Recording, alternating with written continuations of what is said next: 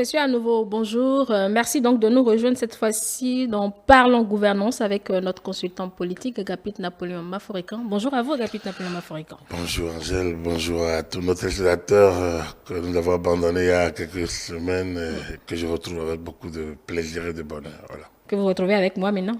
Oui, que je retrouve avec vous. Je pense que on reprend la route après. Le dimanche. Après le dimanche, je pense qu'on poursuivra durant la semaine. Merci à Mathieu qui a tenu un temps et à ceux qui l'avaient fait. Bon, je pense que c'est pour une harmonie, disons, dans les échanges, puisque le décryptage n'est autre que la suite de l'actualité de la semaine et de questions de gouvernance. Donc, il y a un lien entre le décryptage qui est beaucoup plus lié à l'actualité et par la gouvernance qui sont des aspects techniques sur lesquels nous revenons. Et puis quand les interlocuteurs sont les mêmes, ça permet d'avoir peut-être de la suite. Une suite, voilà, justement. Alors, en parlant de suite, nous disions dimanche que nous allons revenir sur le financement public avec beaucoup plus d'éléments. Absolument. Alors, Agapit Napoléon Maforican, que retenir du financement public des partis politiques au Bénin? Vous avez parlé du financement public. Donc, lorsqu'on parle de financement public, ça suppose qu'il y a un financement privé. Donc, nous allons peut-être commencer un peu de manière générale, à dire que donc, un parti politique a besoin donc, de vivre. Et les différents dispositifs législatifs mis en place par les législateurs permettent une visibilité, une lisibilité, une traçabilité donc, de financement et donc des ressources dont les partis politiques usent dans l'exercice de leur mission. C'est une manière également donc de voir clair. Vous savez, comme on l'a dit, on veut finir avec le parti patrimoine, où on ne sait pas où le financement est souvent occulte. Voilà. Aujourd'hui, on veut tracer et les différents actes réglementaires pris veillent un peu à cela. Déjà au niveau donc de la loi 2018-17 et déjà au niveau de la loi 2018-23 du 17 octobre 2018 portant charte des partis politiques en République du Bénin, il est prévu dans aux articles 37 à 39 de cette loi, le principe donc, du financement public des partis politiques. Ce principe a été posé et les règles, dont les modalités de mise en œuvre ont été précisées dans deux autres lois, la loi 2019-43 du 15 novembre 2019 portant code électoral en République du Bénin et la loi 2019-44 toujours du 15 novembre 2019, portant financement public donc des partis politiques en République du Bénin. Ces deux lois, donc, notamment le code électoral, parle plutôt beaucoup plus du financement public des élections. Et donc, de comment les partis politiques se comportent du point de vue financement et du rôle de l'organe qui joue un peu le rôle de fêtière au niveau de ces partis politiques. Ces organes qui n'est plus le ministère de l'Intérieur. Le ministère de l'Intérieur les autorise. Le ministère de l'Intérieur est en amont de leur naissance, des actes administratifs, mais c'est la Commission électorale nationale autonome qui est plutôt en aval à travers les relations disons administratives entre l'État et les partis politiques du point de vue exercice de leurs fonctions. Du point de vue existence, c'est le ministère de l'Intérieur. Du point de vue opération, exercice, c'est plutôt la Commission électorale nationale autonome. Et là, c'est au niveau donc de la loi 2019-43 du 15 novembre 2019 portant code électoral en République du Bénin. Il y a maintenant la loi 2019-44 du 15 novembre 2019 qui parle des modalités, donc des conditions de mise en œuvre de financement. Donc, conditions et modalités. Là, vous voyez ça dans les articles 6 ou l'article 11 donc, de cette loi. Et ensuite, le suivi du financement public des partis politiques, c'est aux articles 12, 13, 14 et donc de cette loi 2019-44. On va aller un peu sur le principe, ce qu'on peut dire. Donc, le financement privé est évidemment prévu. Et comme je dis, il est prévu dans la charte des partis politiques. Donc, loi 2018. 23 du 17 septembre de 2018. C'est cette loi-là qui a prévu un financement privé, un financement public. Maintenant, la loi 2019-43 prévoit dans quel organe qui gère un peu ça et pendant les élections, comment ça doit fonctionner. Et la loi de 2019-44 et donc du 15 novembre 2019, lui, organise carrément le financement public. Là, le financement privé, c'est déjà dans la charte des partis politiques. Là, la loi 2019-44, lui, c'est le financement public dans tous ses méandres, donc c'est-à-dire conditions et modalités suivi, contrôle et autres. Donc, il y a 3 cadres législatifs en réalité. Il y a 3 lois, oui, il y a 3 lois qui organisent et on peut peut-être remonter peut-être à la Constitution si on veut bien, mais de point de vue formel, oui, il y a 3 lois. Il y a la loi sur il y a la charte des partis politiques, il y a le code électoral et il y a la loi proprement dite sur le financement public des partis politiques. Qu'en est-il alors de l'éligibilité pour ce financement public Agapit Napoléon Mafouékan? On va aborder le contrôle demain si tout va bien, mais l'éligibilité des partis politiques. L'éligibilité des partis politiques, il faut remonter, disons, déjà au code électoral. Comme il y a une loi spécifique pour le financement public, Oui, je lis à l'article 6 oui. De la loi 2019-44 du 15 novembre 2019 portant financement public. Je lis à l'article 6 Oui. que sont éligibles au bénéfice du financement public les partis politiques qui remplissent les conditions ci-après. Et donc, il y a une énumération donc, de conditions. Avoir un siège national et des bureaux départementaux, tous installés dans des locaux exclusivement destinés aux activités du parti et distincts d'un domicile ou d'un bureau privé. Donc, le local ne doit pas être confondu avec le bureau privé. Comment on le saura? Si, il y a des contrôles, Un bureau privé, on doit pouvoir le savoir. Le bureau privé, le bureau public. Donc, on doit dire qu'il y a les marques, on doit marquer clairement que ici c'est le siège national, ici c'est le siège départemental, ici c'est le siège. Ça peut être un domicile privé d'un militant ou bien d'un ténor. Un domicile, il y a quand même des équipements de domicile. Il y a un certain nombre d'équipements.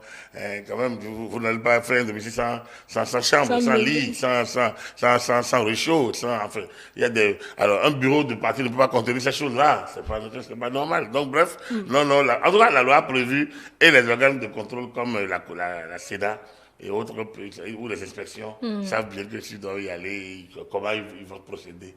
Ils ont leur mécanisme de contrôle. Alors, la deuxième, il y a 3 conditions. Essentielles, il y a le siège et son annexe, et les sièges départementaux. Il y a justifier la tenue régulière des instances statutaires du parti. Donc, il y a les PV, voilà. La réunion, d'accord. Justifier des ressources financières et leur utilisation. Il faut déjà avoir des ressources financières. Vous avez un parti comme les démocrates, ils sont allés aux élections sans financement public. Oui. Donc, ils ont dû trouver l'argent quelque part. Forcément. Voilà. Donc, ils doivent priver. La loi a prévu. La loi a prévu la cotisation. La loi a prévu aussi les dons et la loi a prévu des financements, le mécanisme de financement privé. Vous devez à chaque fois dire tout vous avez trouvé. Vous pouvez recevoir des financements de n'importe quelle personnalité physique, mais vous ne pouvez pas en recevoir des personnalités morales, des personnes morales. La loi ne permet pas cela. Le montant total annuel de financement public au parti est fixé par la loi des finances. La Commission électorale nationale autonome répartit le montant du financement public alloué aux partis politiques. Donc, vous voyez, c'est la Sénat qui a la main en la matière. Et l'article 9 de cette loi 2019-44 dit que le montant total annuel du financement public aux partis politiques est réparti entre les partis en fonction du nombre de leurs députés et de leurs élus communaux à raison de 60% au prorata des élus communaux, 40% au prorata des députés. Donc, 60% au prorata des... Donc, ça veut dire quoi? Le montant total annuel, on prend 60% qu'on répartis au prorata des élus communaux de chaque parti. Donc, quand vous prenez les 3 partis qui ont des élus communaux, si le montant total annuel était de 10 millions, on prend 60% du montant total annuel. Ça veut dire 6 millions. 6 millions. 6 millions. 6 millions qu'on partagera maintenant au prorata des élus communaux de chaque parti. Et ça lui permettra d'avoir son financement. Maintenant, les 40% des 10 millions, ça veut dire 4 millions, iront à ceux qui ont des députés. Et là encore, c'est 3 partis qui en ont. Là, cette fois-ci, les FCBI cèdent leur place au parti des démocrates. Et c'est au prorata également de nombre de députés. Voilà comment c'est réparti. Donc, il y en a parmi ces 3-là qui ont et des 2 côtés. Évidemment, l'UP et le BR. L'UPR, l'Union progressive de renouveau et le Bloc républicain, par exemple. Quand un conseiller démissionne, le prorata diminue alors? Non, il ne peut pas démissionner. Il a son suppléant qui est là. Donc, il n'y a pas de prorata qui diminue. Et S'il part avec le suppléant dans un autre non, parti... il ne peut, il peut pas partir. Le suppléant dans un autre parti... Il ne peut pas partir. Le prorata est calculé à la proclamation des résultats. Donc, le parti garde son stade. C'est le nombre qu'il a. Même si entre-temps il perdait, le parti garde le nombre qu'il a au moment de la proclamation. Donc, les transhumances internes, on peut créer des effets politiques, mais ne crée pas des effets financiers. D'accord. Alors, quant à la durée, est-ce que ce financement est donné jusqu'à la fin du mandat ou bien c'est juste à l'élection? C'est jusqu'à la fin du mandat. C'est chaque année, c'est un financement annuel et c'est jusqu'à la fin du mandat. Donc, par exemple, les élections communales ont eu lieu en 2020 et de manière exceptionnelle, ces élus devraient garder leur position jusqu'en 2026. Et donc, c'est jusqu'aux prochaines élections.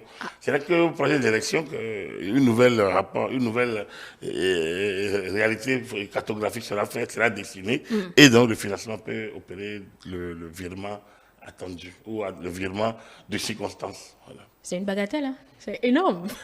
Non, mais le parti anime... Depuis 2020 jusqu'à 2026, le parti anime 6 ans. la vie politique nationale. Qu'est-ce qu'ils en font? C'était justement là le débat. Ce qu'ils en font, on peut venir sur le débat. Je pense que c'est important.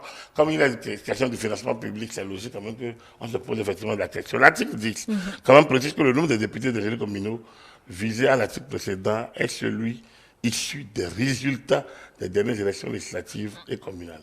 Donc, ça répond à votre question. Oui. Donc, le prorata dont on parle, le nombre de députés, parti A, ou bien, prenons, parti Union Progressiste de Renouveau, le nombre de députés, 53, même si après, par une alchimie, elle se retrouve avec 60, 70 députés, c'est les 53 qu'on lui calculerait.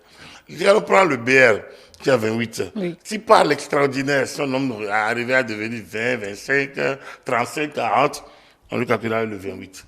Et le Parti des démocrates, si par exemple son nombre, elle gagnait d'autres députés, une dizaine, une quinzaine, ou alors PL en perdait, ce sera toujours le 28 qu'on lui calcule. Donc, c'est pour éviter tout transhumance et tout jeu de manipulation. Autant le député est libre de zigzaguer comme bon lui semble, mais autant, au niveau donc des effets produits par ces zigzags, la loi peut aussi statuer. D'accord, merci pour toutes ces précisions. Je pense que demain, on reviendra sur le contrôle et l'usage pour mieux expliquer aux téléspectateurs comment ces fonds devraient être utilisés selon la loi. Merci à vous, Gabit Napoléon Bafouékan. Merci, Andréa. À demain. Ainsi prend fin donc le réveil matin. Moi, je vous retrouve tout à l'heure avec mes invités de la Cour commune. Vous pouvez continuer à nous suivre sur l'ensemble de nos plateformes digitales, notre site internet, le www.etelebenin.com, notre compte YouTube ETélé Bénin, notre compte Twitter ETélé Live, Facebook ETélé en direct, puis sur iOS et Android, ETélé Bénin. ETélé avec vous, pour vous. À tout de suite.